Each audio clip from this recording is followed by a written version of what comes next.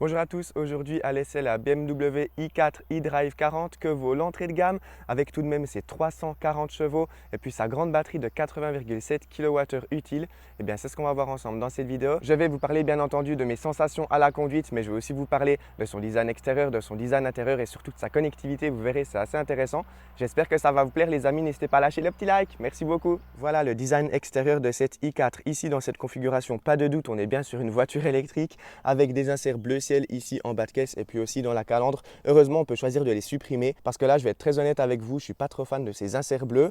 On est équipé ici de jantes en 19 pouces, un petit peu aérodynamiques. Elles sont facturées 3410 francs quand même. Sinon, la face avant, je la trouve très agressive. Moi, j'aime bien. Suivant les configurations, suivant les coloris extérieurs, ça passe vraiment très bien. Et puis de profil, là encore, c'est une voiture très dynamique. Je trouve la ligne très réussie. Elle est assez longue quand même, 4,78 m de long, c'est 9 cm de plus qu'une Tesla Model 3 à titre de comparaison. Et puis à l'arrière, là encore, je trouve le design très réussi avec de très beaux feux. Bon, toujours ces inserts bleus ici en bas de caisse. Moi, je ne suis pas spécialement fan, mais bon, heureusement, on peut changer. Donc voilà, moi, le design extérieur de cette i4, je le valide totalement suivant les configurations. La trappe de recharge se situe à l'arrière droit. On est sur une trappe manuelle, elle n'est pas automatique. En courant alternatif, on peut charger jusqu'à 11 kW, c'est du classique. Pour remplir la grande batterie de 80,7 kWh, il faudra environ 8 heures. Et puis en courant continu, on peut monter jusqu'à 205 kW en pic. BMW annonce le 10 à 80% en environ 31 minutes. C'est correct, sans plus, on verra comment elle se comporte dans la pratique. Si jamais ça vous intéresse, n'hésitez pas à vous abonner à ma chaîne YouTube parce que je pars bientôt en vacances en BMW i4. Je vais faire une vidéo détaillée sur sa recharge sur autoroute, entre autres, mais aussi son autonomie, sa consommation, etc. En option, un attelage est disponible. Cette voiture peut tirer jusqu'à 1600 kg, c'est assez bien pour une voiture électrique. Passons maintenant au coffre. La voiture devrait s'ouvrir toute seule.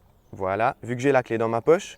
Un volume de 470 litres, c'est correct, sans plus, pour dire la taille de la voiture. Par contre, vous voyez, on a un gigantesque haillon, ça c'est bien. On peut bien ranger beaucoup d'affaires dans le coffre. On a un très léger double fond parce qu'ici on est équipé de la Sono Harman Kardon, donc effectivement il y a très peu de place dans le double fond. La banquette arrière est rabattable en 40, 20, 40, ça c'est très bien et ça forme un plancher pratiquement plat, ça c'est la classe. À l'arrière, ça se complique un petit peu pour cette BMW i4. Je fais 1,88 m, le siège de devant est réglé à ma taille, vous connaissez la chanson. Et puis, je suis bien à l'étroit quand même. Vous voyez, je ne peux pas avoir les jambes toutes droites. Sinon, j'ai bien de la place au niveau des pieds. Je peux bien les caler sous le siège. Par contre, effectivement, c'est un petit peu étroit au niveau des genoux. Sinon, au niveau de la tête, eh bien, je suis obligé de me mettre un petit peu en avant parce que sinon, je touche le toit. C'est voilà, pas ouf. Sinon, de côté, ça passe tout juste aussi. Je suis un petit peu à l'étroit. Sinon, je suis très bien installé. La banquette est très confortable. Le dossier est un petit peu incliné, ça c'est bien. Sinon, à l'arrière, on a de très beaux matériaux. C'est bien fini. On a une belle vue aussi à l'avant. Mais avant de passer à l'avant, je vais vous montrer la connectivité de cette voiture avec les clés. Voilà comment se présente la clé de cette BMW i4. Bon, c'est un petit peu plastique, c'est pas ouf pour le prix. Par contre, heureusement, on peut avoir la clé sur son iPhone. Regardez, je peux avoir directement dans Wallet. Bim, ça a déverrouillé mon visage et puis je peux ouvrir la voiture grâce à mon iPhone sans avoir besoin d'avoir la clé sur moi. Et puis je peux aussi avoir la clé sur mon Apple Watch, regardez directement dans Wallet. Et puis si je veux ouvrir la voiture, eh bien, il faut que j'approche ma montre vers la portière et puis ça s'ouvre.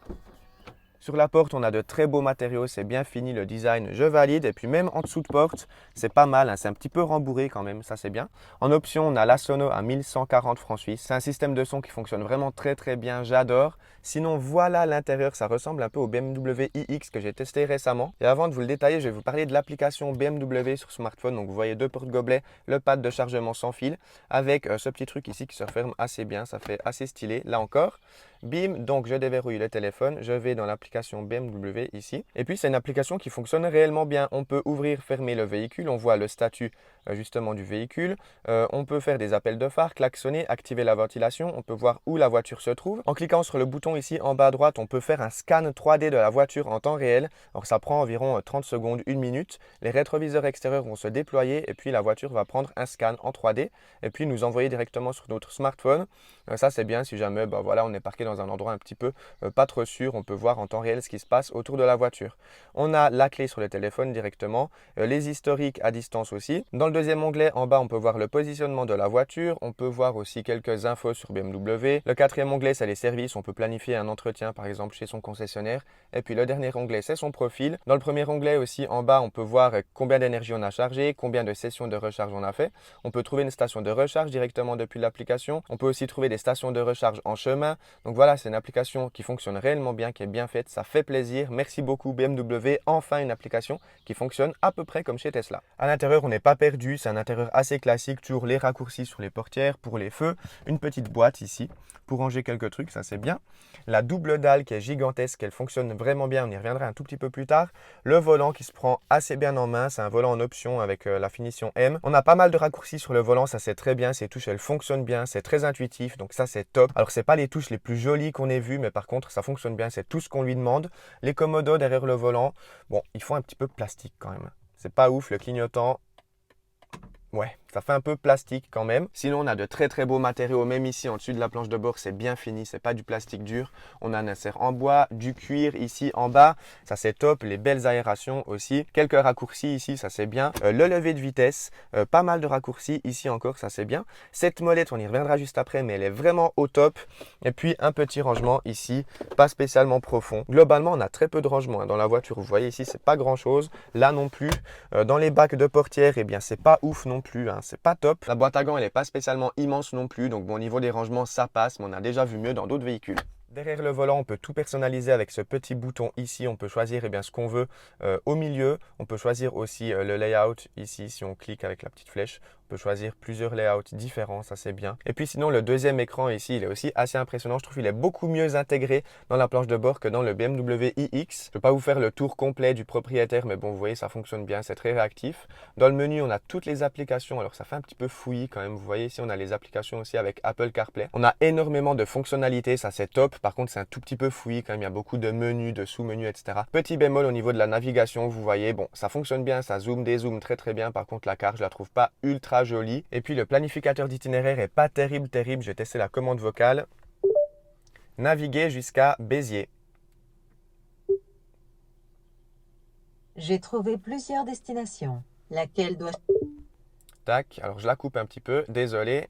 Alors ça prend un tout petit peu du temps quand même pour s'activer. Bon, j'espère que j'ai cliqué dessus. Ah non, voilà. Démarrer guidage. Donc voilà, la navigation est activée. Et puis maintenant, elle va prendre un petit peu de temps pour planifier l'itinéraire. Il y a un pop-up qui va s'afficher bientôt. Ah voilà, afficher l'itinéraire parce qu'on n'a pas assez d'autonomie. Là, j'ai 51%, elle m'affiche 210 km. Alors bon, hier soir, j'ai un petit peu tartiné quand même sur des belles routes. Normalement, on arrivera à un petit peu plus quand même. Itinéraire actuel, voilà. Et puis, alors après, oups.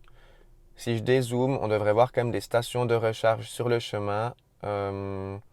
Vous voyez, c'est pas hyper intuitif quand même, hein, ce planificateur d'itinéraire. Je vais en faire une vidéo détaillée justement parce que demain, je fais ce voyage jusqu'à Béziers. Et puis sinon, cette petite molette, moi je la trouve vraiment très bien, étonnamment. Alors j'avais une Mini avant, du coup j'étais un petit peu habitué quand même à la molette. Vous voyez, on peut naviguer directement comme ça dans les menus, c'est top, on est quitte de tendre le bras pour aller cliquer des choses. Et puis vraiment, une fois qu'on y est habitué aussi avec ces petits raccourcis ici, c'est top, ça fonctionne vraiment très bien.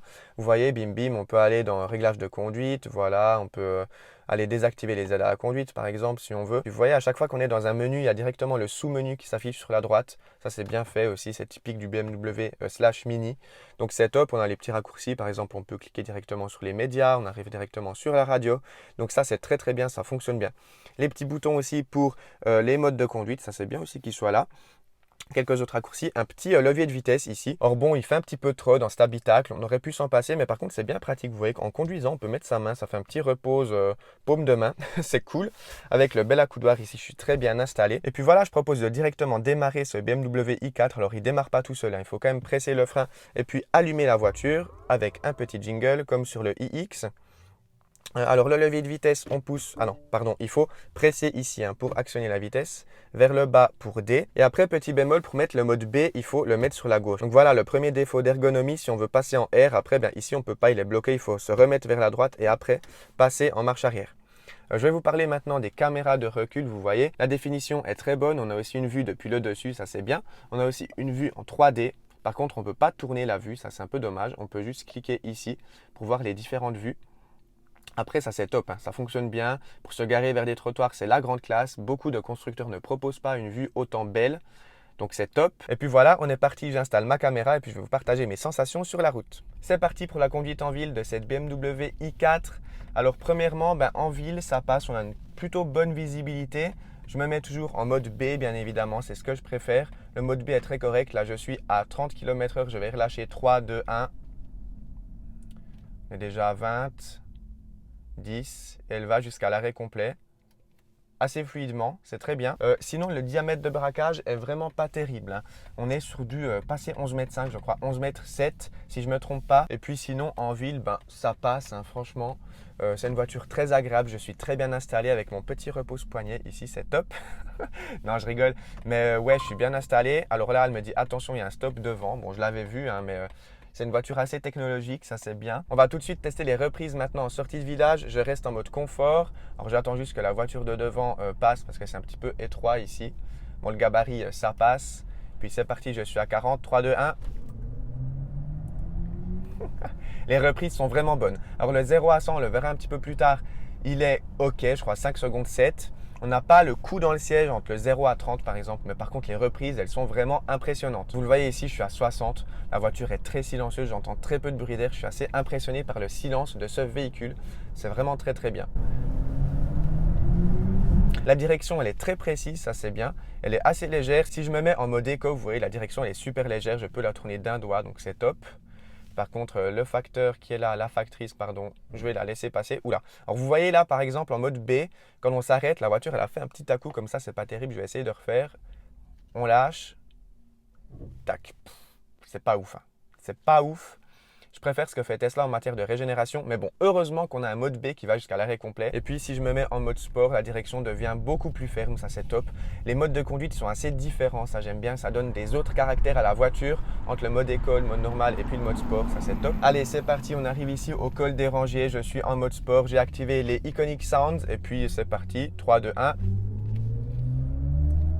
Ah, j'adore! Alors bon, ce son artificiel, ça fait un petit peu débat dans les commentaires YouTube. Je le sais, à chaque fois que je vous dis que j'aime bien les sons artificiels dans les voitures électriques, il y en a 2-3 qui me répondent comme quoi ça fait un peu kékèque, c'est too much, etc., qu'on n'en a pas besoin. Oui, on n'en a pas besoin, mais je dois dire, après avoir testé le Ford Mustang, cette BMW i4, la Mercedes EQS, la Porsche Taycan, la Audi RS e-tron GT, je dois dire que ça procure vraiment beaucoup plus d'émotions que sans bruit. Donc moi j'aime bien, moi je trouve c'est bien de le proposer. Quand la voiture sort d'usine, ce son il est désactivé, ça porte préjudice à personne. C'est bien qu'il y ait cette option là, moi je trouve. Et puis je dois dire, hein, dans ces petites routes ici, cette voiture me procure énormément d'émotions. Je vous montre tout de suite, il y a quelques virages bien sympathiques juste après. Alors, on a 340 chevaux disposés à l'arrière, on va voir si elle est un petit peu joueuse. Ouais, elle est un peu joueuse, hein. Elle est rigolote, hop. Waouh, bon on kiffe, hein. Ah, c'est top. Ici, on a un cycliste. Hop, on va le dépasser. Ouh. Allez, c'est parti pour les tests maintenant sur autoroute. 3, 2, 1, go!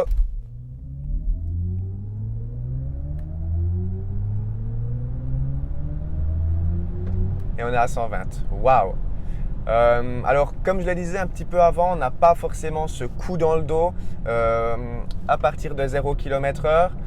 Mais à partir de 50, la voiture accélère quand même vraiment bien. Ici, à 120 km/h, waouh, la voiture est ultra silencieuse, beaucoup plus qu'une Model 3. C'est vraiment au top.